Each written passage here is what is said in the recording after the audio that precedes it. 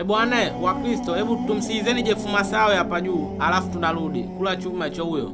Waliambiwa kwamba Wakristo na Waislamu wanaabudu Mungu mmoja. Wakristo na Waislamu hatuabudu Mungu mmoja.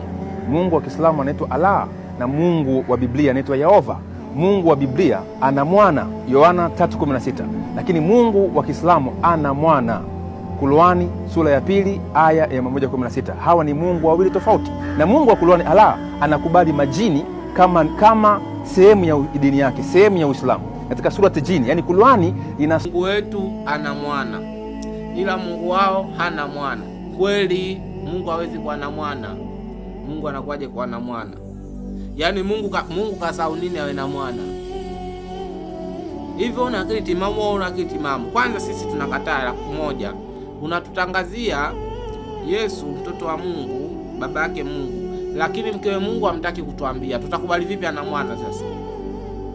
Yaani unatutangazia huyu mtoto wa Mungu, mkewe Mungu hamtaki kutuambia.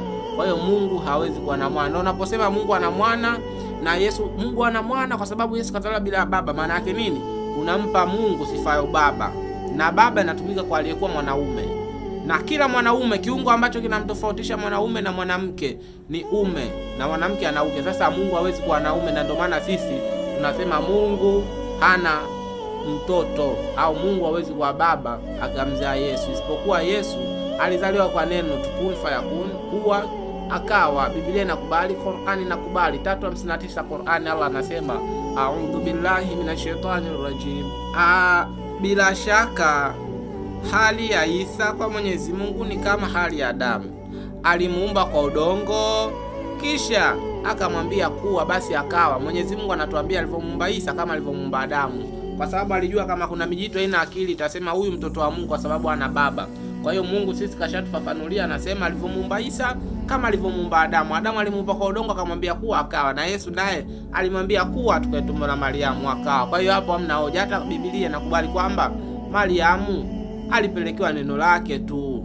Ukisoma Luka 1:35, ukisoma 1:23 Mathayo, Mwenyezi Mungu anasema, anampa wahai Mariamu, anamwambia, we Mariamu, tazama bikira utachukua mimba, utazaa mtoto mwanaume, utachukua mimba, utazaa mtoto mwanaume. Sasa wanataka kuniambia hizo, mnaenda mnashikiana na majimu, mnafanya nao washerati.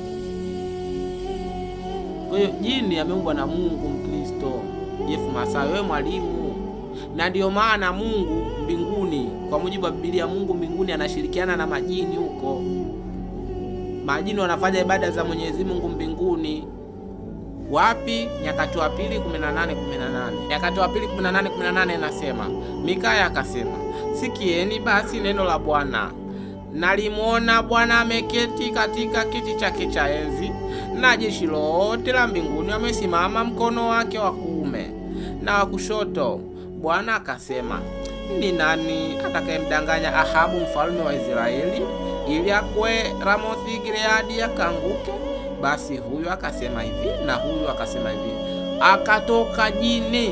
Akatokea jini, yani jini hapa kakaa kwenye kikao cha Mwenyezi Mungu juu mbinguni, kwa mujibu wa Biblia. Hivi jini angekuwa mbaya, angekaa kwenye kikao cha Mwenyezi Mungu, usiangemdondosha. Kama mlisema kuna malaika waliasa wametupwa chini, hivi jini kama kazi angetupwa chini. Lakini hapa tunapata jini yupo kwenye kikao cha Mwenyezi Mungu. Akatoka pepo akisimama mbele za Bwana, tena akasimama mbele za kiti cha enzi cha Mungu. Akasema, nitaondoka na kuwa pepo wa uongo, nitaondoka na kuwa jini wa uongo. Nitaondoka na kuwa jini wa uongo. Nita ni kitendo kina future tense, wakati unaokuja. Maana yake hapa jini wa kweli, ila ataenda kuwa wa uongo. Nitakuwa wa uongo. Ingekuwa nilikuwa wa uongo, ilikuwa tayari umuongo. Maana yake ujini ni mzuri, na ndio maana kakaa kwenye kikao cha Mwenyezi Mungu. Sasa anasema, mimi Mwenyezi Mungu nanyenyekea amri yako. Mimi wewe unamtafuta mtu wa kwenda kumdanganya Ahabu, basi mimi nitakuwa wa uongo alafu nitaenda kumdanganya. Endelea, nasema, akatoka pepo akasimama mbele za Bwana akasema, mimi nitamdanganya. Bwana akamwambia, jinsi gani? Akasema, nitaondoka na kuwa pepo wa uongo vinywani vya manabii wako wote. Akasema, utamdanganya na kudiriki pia. Ondoka ukafanya hivyo. Sio hapa Mungu kamtuma jini. Sasa unakuja kutoka povu hapa. Kama unamkataa Allah, sio Mwenyezi Mungu, kwa sababu Allah kuna majini Waislamu, na huku tunapata kuna majini wamenyenyekea sheria za Mwenyezi Mungu. Kama hilo ni amrisho la Mungu, jini kanyenyekea akasema mimi nitakuwa wa uongo tu kwa sababu yako Mungu tu, ili mimi nipate radhi zako, nitaenda kuwa wa uongo mimi. Usipate hata shida yako kutafuta mtu akwenda kumdanganya. Na ndio maana Yesu alipokuja akasema injili ikahubiriwe kwa kila kiumbe. Jini ni kiumbe ameumbwa na Mungu, na injili inamuhusu. Ukikataa jini si kiumbe, useme jini kamuumba nani au amejiumba. Salamu alaykum.